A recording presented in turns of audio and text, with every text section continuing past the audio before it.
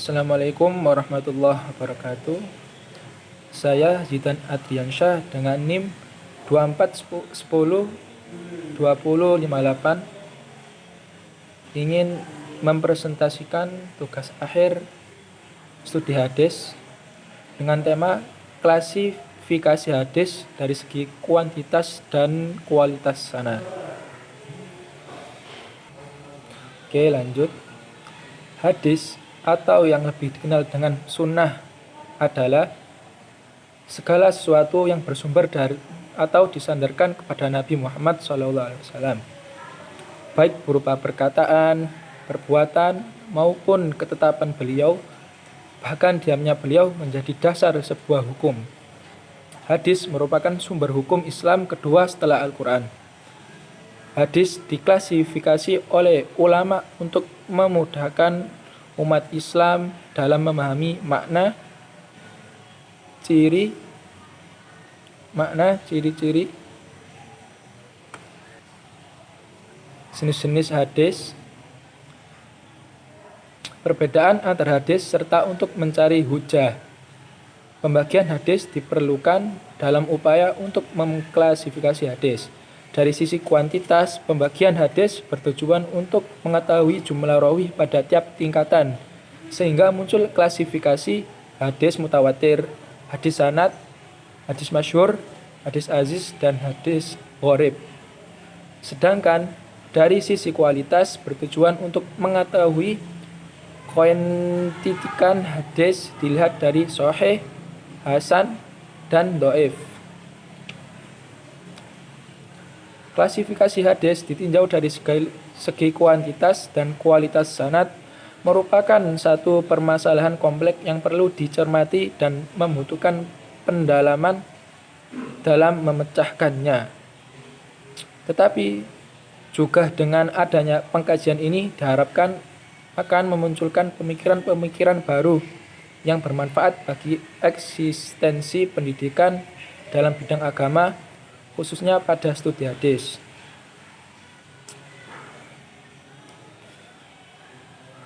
Oke, langsung saja masuk ke pembahasan. Yang pertama, klasifikasi hadis ditinjau dari segi kuantitas. Pengklasifikasian hadis ditinjau dari segi kuantitas atau dilihat dari sedikit banyaknya perawi yang menjadi sumber berita. Maka hadis terbagi ke dalam yang pertama, hadis mutawatir. Secara etimologis atau secara bahasa, mutawatir merupakan bentuk isim fa'il yang diambil dari kata tawattarah, yang berarti terus menerus atau bersambung. Sebagai contoh arti dari kalimat tawattara adalah al-mataru, yang artinya hujan yang terus menerus. Sedangkan menurut istilah, ada beberapa definisi yang diungkapkan oleh para ulama yang memiliki pengertian yang sama sebagai berikut. Yang pertama, menurut Muhammad Al-Ajaz Al-Khuttabi dari kitab Usul Al-Hadis menyebutkan bahwa hadis mutawatir adalah hadis yang diriwayatkan oleh sekelompok orang yang menurut adat mereka mustahil berdusta dari sekelompok orang yang sama, dari awal sanad sampai akhir sanadnya, dengan gambaran bahwa setiap tingkatan sanadnya jumlah perawi tersebut selalu banyak. Yang kedua, menurut Mahmud At-Tuhan dalam kitabnya Taisir Mustalah Al-Hadis mengatakan bahwa hadis mutawatir adalah hadis yang diriwayatkan oleh perawi yang berjumlah banyak, yang menurut adat mustahil mereka berdusta. Kemudian syarat-syarat hadis mutawatir.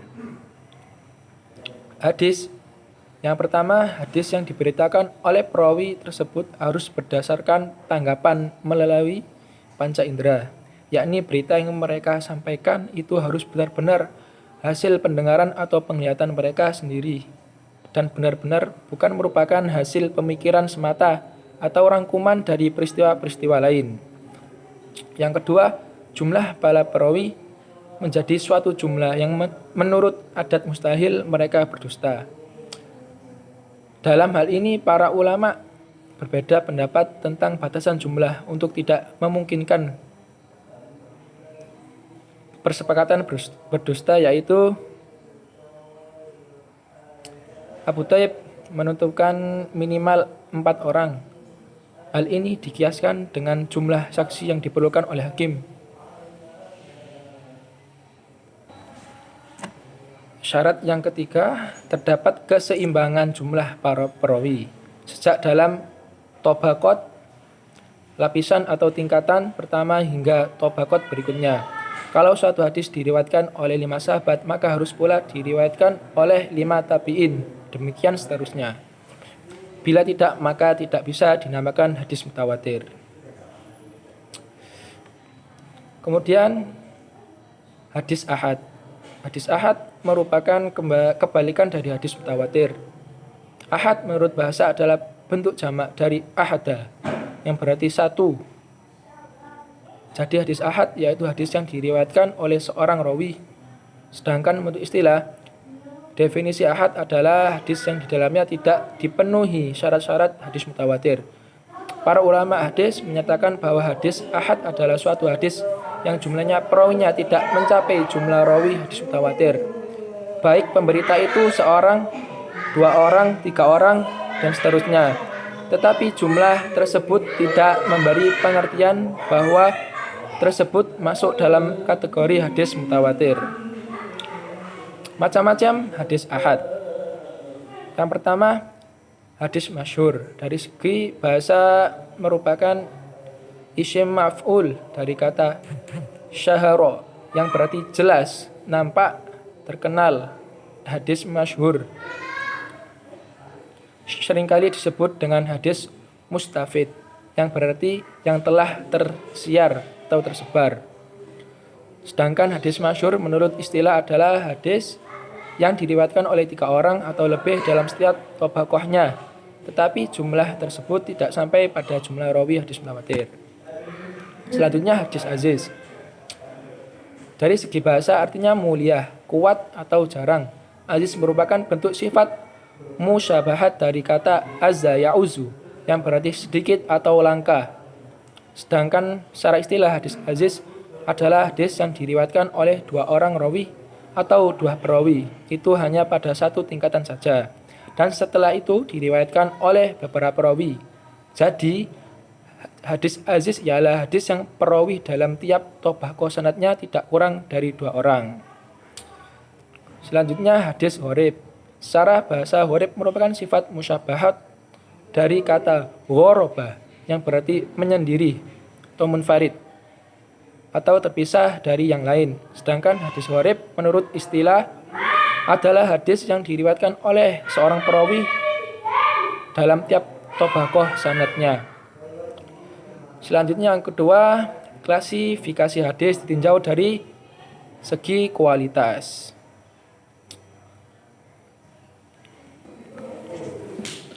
Hadis adalah setiap perkataan, perbuatan, atau ketetapan yang disandarkan kepada Nabi Muhammad. Dalam bahasa lain, hadis ialah setiap informasi yang disandarkan kepada Nabi Muhammad.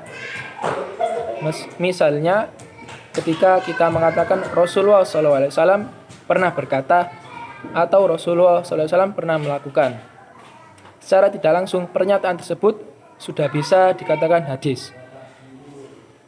Namun persoalannya, apakah pernyataan tersebut benar-benar kata Rasulullah atau tidak? Karena belum tentu setiap informasi yang mengutamakan Rasulullah benar-benar valid, dan banyak juga berita tentang Rasulullah dipalsukan untuk kepentingan tertentu. Sebab itu, mengetahui kebenaran sebuah informasi yang mengatasnamakan Rasulullah sangatlah penting. Para ulama hadis membagi hadis berdasarkan kualitasnya dalam 3 kategori. Yang pertama, hadis sahih, kemudian hadis hasan, dan hadis dhaif. Hadis sahih. Kata sahih juga telah menjadi kosakata bahasa Indonesia dengan arti sah atau benar, sempurna, sehat, pasti, tiada celah sesuai dengan hukum peraturan. Sedangkan yang dimaksud dengan hadis sahih menurut muhaddisin adalah hadis yang dinukil atau diriwayatkan oleh rawi yang adil, sempurna ingatannya, sanadnya bersambung, tidak berilat dan tidak janggal. Untuk disebut sebagai hadis sahih, maka ada syarat-syarat yang harus dipenuhi. Di antaranya, yang pertama, sanadnya bersambung. Artinya, setiap rawi dari rawi-rawi tersebut mengambil hadis secara langsung dari orang yang berada di atas tobakohnya, mulai dari awal sampai akhir sanadnya. Yang kedua, para perawinya harus orang yang adil, artinya tetap rawi dari rawi-rawi hadis tersebut adalah Islam, baleh, berakal, tidak fasik, dan selalu menjaga muru'ah. Yang ketiga, kuat hafalannya, baik disebabkan ia menghafalnya atau ia mencatatnya. Yang keempat, hadis tidak syadz, janggal, artinya hadis tersebut tidak menyalahi bertentangan dengan hadis yang diriwayatkan oleh orang terpercaya. Dalam hadis tersebut tidak terdapat ilat. Selanjutnya, hadis hasan. Hasan artinya baik. Menurut lughah bahasa, memiliki arti sesuai yang disenangi dan disondongi oleh nafsu. Sedangkan menurut istilah, para ulama berbeda pendapat dalam mendefinisikan hadis hasan ini. Perbedaan ini terjadi disebutkan di antara mereka. Ada yang menggolongkan hadis hasan sebagai hadis yang menduduki posisi di antara hadis sahih dan hadis dhaif yang dapat dijadikan hujjah. Ibnu Taimiyah menguraikan batasan hadis hasan yang diberikan Al-Tirmidzi sekaligus merangkum polemik tentang peristilahan yang sering dipakai Al-Tirmidzi. Hadis hasan menurut Al-Tirmidzi adalah dalam redaksi Ibnu Taimiyah, yaitu hadis yang diriwayatkan dari dua arah dan para perawinya tidak bertuduh dusta, tidak mengandung syadz yang menyalahi hadis-hadis sahih. Jadi yang dimaksud syadz versi Al-Tirmidzi adalah perawi yang diriwayatkan hadis tersebut berlawanan dengan orang yang lebih hafal daripadanya atau lebih banyak jumlahnya. Pada prinsipnya, hadis hasan dengan hadis sahih memiliki syarat yang sama, kecuali dalam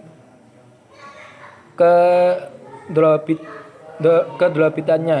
Secara rinci, syarat-syarat hadis hasan adalah sebagai berikut. Yang pertama, sanadnya bersambung. Yang kedua, perawinya adil. Yang ketiga, hafalan rawinya kurang dhobit atau qalil dhobit, yakni kualitas kedhobitannya di bawah kedhobitannya perawi hadis sahih. Tidak terdapat kejanggalan atau syadz dan tidak berilat.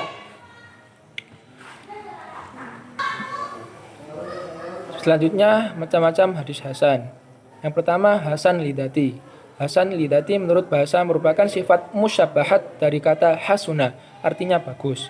Hadis hasan lidati menurut istilah adalah hadis yang diketahui orang yang meriwayatkannya serta terkenal, banyak beredar di kalangan ahli hadis, diterima oleh mayoritas ulama dan disepakati oleh seluruh fuqaha. Yang kedua, hadis li ghairi. Hadis hasan li ghairi.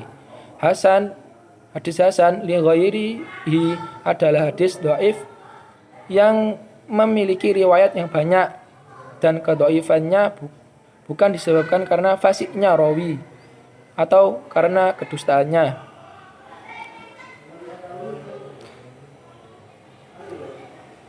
Selanjutnya, lanjut ke hadis dhaif. Kata dhaif menurut bahasa merupakan lawan kata dari qawi yang berarti lemah. Yang dhaif di sini adalah arti secara maknawi, sedangkan secara istilah bisa diartikan sebagai hadis yang tidak memenuhi syarat hadis hasan atau tidak memenuhi syarat-syarat hadis makbul, atau setiap hadis yang tidak memiliki sifat-sifat sahih atau hadis hasan. Sanad-sanad yang dianggap paling dhaif adalah sebagai berikut. Yang pertama, sanad-sanad yang lemah yang meriwayatkan hadis dari Abu Bakar, yaitu Sidqah ibnu Musa al-Daqiqi dari Farqat al-Subaki dari Marrah al-Tidbi dari Abu Bakar. Yang kedua, sanad-sanad yang lemah yang berasal dari negeri Syam, yaitu Muhammad bin Qais al-Maslub dari Ubaidillah ibnu Jarrah dan Ali bin Yazid dan Qasim dari Abi Amamah.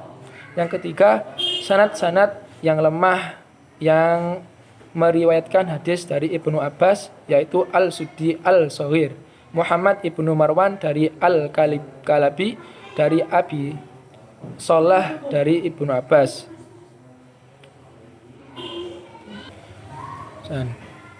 Para ulama berbeda pendapat tentang hukum mengamalkan hadis dhaif. Mayoritas ulama berpendapat bahwa mengamalkan hadis dhaif yang berhubungan dengan fadhail amal adalah diperbolehkan dengan syarat-syarat berikut. Yang pertama, kedhaifan hadis tersebut tidak terlalu, bukan dhaif jiddan. Yang kedua, banyak hadis lain yang semakna dengan hadis tersebut. Yang ketiga, ketika mengamalkan hadis dhaif, jangan berkeyakinan bahwa hadis tersebut berasal dari Rasul, tetapi harus berkeyakinan sebagai suatu kehati-hatian. Oke, cukup sekian dari saya. Kurang lebihnya mohon maaf. Assalamualaikum warahmatullahi wabarakatuh.